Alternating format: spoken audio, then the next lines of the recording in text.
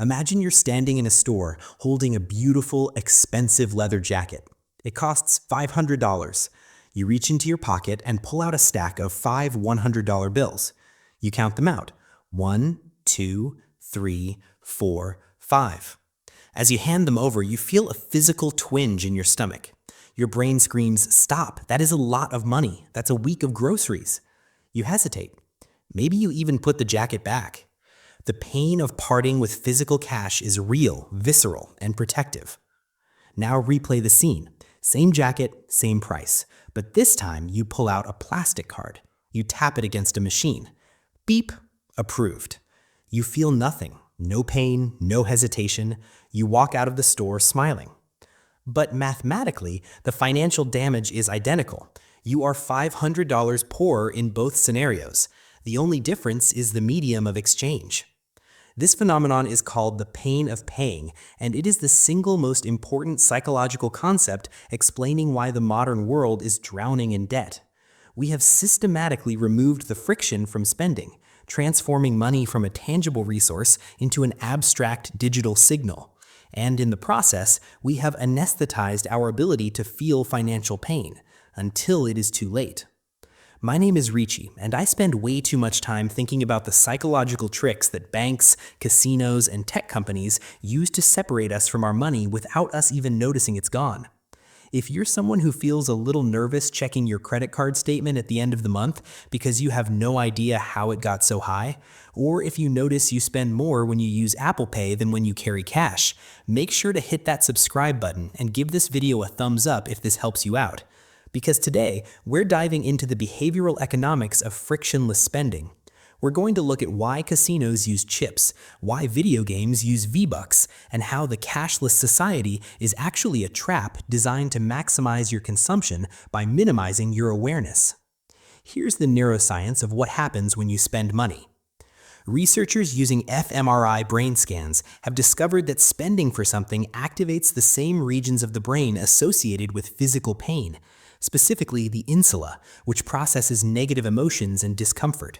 This isn't just a metaphor. Spending money literally hurts at a neurological level.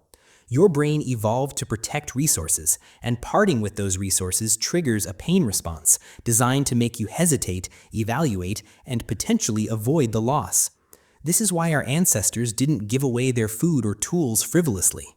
The pain of losing resources was a survival mechanism. But here's what most people don't realize. The intensity of this pain response isn't determined by the amount of money spent. It's determined by the salience of the payment, how visible, tangible, and immediate the transaction feels. Cash is the most salient form of payment. You see the bills, you feel them leave your hand, you watch them disappear. The pain response is strong. A study from MIT found that people were willing to pay up to twice as much for the same item when using credit cards compared to cash, because the pain of paying was significantly reduced. Credit cards add a layer of abstraction. You're not handing over money, you're handing over a piece of plastic that represents a promise to pay money later. The transaction is real, but it doesn't feel real. Contactless payments add yet another layer. A tap is faster, cleaner, less tactile than a swipe or insertion. Apple Pay and Google Pay reduce payment to a gesture so seamless it barely registers as a financial event. Each layer of abstraction removes friction, and each removal of friction removes pain, and each removal of pain removes the psychological brake that would otherwise slow your spending.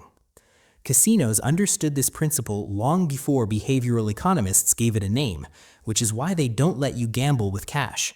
The moment you step inside, the first thing they want you to do is convert your money into chips. Think about what chips actually are. Colorful plastic discs that feel like toys, that stack and click satisfyingly, that don't look or feel anything like the $100 bills you exchanged for them. A 2008 study from the Journal of Consumer Research confirmed what casinos have known for decades. People spend more freely with chips than with cash, because chips simply don't feel like money. You're not betting $100, you're pushing a few plastic circles across felt. The psychological weight of the transaction has been almost entirely erased by converting real money into an abstract token. And here's where it gets really interesting. The digital economy has applied this exact same principle to your phone. Video game currencies, V-Bucks in Fortnite, Robux in Roblox, FIFA points, Apex coins, are basically chips for children. Parents load real money into accounts, which converts to fictional currency, which children then spend on virtual items without ever feeling financial loss. A 2019 report from Juniper Research found that in-app purchases and virtual currency spending exceeded $50 billion globally, and that number has only grown. Kids are growing up in environments designed to disassociate spending from the pain of payment, training an entire generation to view transactions as button presses rather than real financial decisions. And adults are not immune. Subscription services, one-click purchasing, auto renewals, and stored payment methods all serve the same function as casino chips. They make money feel fake, so you'll spend more of it. Let me break down the math of what payment abstraction actually costs, because the behavioral research provides clear numbers.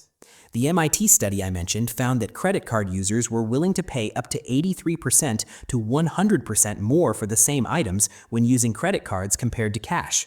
Other research shows that the average transaction value jumps 12 to 18% when customers use cards instead of cash. And a study from Dun & Bradstreet found that people spend 23% more on average when using credit cards. Let's be conservative and assume that payment abstraction causes you to spend just 15% more than you would with cash across all purchases. If your household spends $60,000 per year on non-housing expenses, that's an extra $9,000 annually. Over a 30-year adult life, that adds up to $270,000 in excess spending. Not because you needed more stuff, but because the payment method reduced the psychological friction that would otherwise make you pause, evaluate, and potentially stop the spending. And the companies know this. Amazon patented one-click purchasing specifically to remove friction between desire and transaction. Apple designed Apple Pay to be faster and smoother than any previous payment method. Buy now, pay later services like Affirm and Klarna split payments into installments, so each individual payment feels smaller and less painful. Every innovation in payment technology is marketed as convenience, but the underlying purpose is exactly the same as casino chips. Disassociate spending from the sensation of loss, so you'll do more of it. So how do we resensitize ourselves? How do we bring the pain back? I'm not saying you need to live like a Luddite with a sack of gold coins, but you do need to reintroduce strategic friction. For discretionary spending, groceries, dining out, entertainment, try using cash for 1 month. Just 1 month. Go to the ATM, withdraw your budget for the week, and put it in an envelope. When you go to the store, leave the cards at home. You'll be shocked at how your behavior changes. You'll stand in the aisle holding a bag of chips and think, do I really want to break a 20 for this? Often the answer is no. You'll put it back. You become a ruthless prioritizer because the resource is tangible and finite. When the envelope is empty, you stop eating out. There's no overdraft with cash. There is only one rule: out of money. If cash feels impractical, try the notification hack. Set your banking app to send a push notification instantly for every single transaction. Every time you tap your card, your phone should buzz. You spent $54. This recouples the action with the consequence. It forces you to look at the number immediately. It disrupts the tap and forget cycle. It brings a microdose of pain back into the moment. It makes the invisible visible. Another strategy, the 24-hour rule for online shopping. Online shopping is the ultimate painless paying. You don't even have to put on pants. Just click. Delete your saved credit card information from Amazon and your browser. Force yourself to get up, find your wallet, and type in the 16 digits every single time. That 2 minutes of friction, that little walk of shame, is often enough to break the impulse loop. You'll get halfway to your wallet and realize, I don't actually need this gadget. You just saved $50 by being lazy. Use your laziness to save money, not to spend it. We have to understand that the cashless society is sold to us as progress, but it's primarily a tool of surveillance and increased consumption.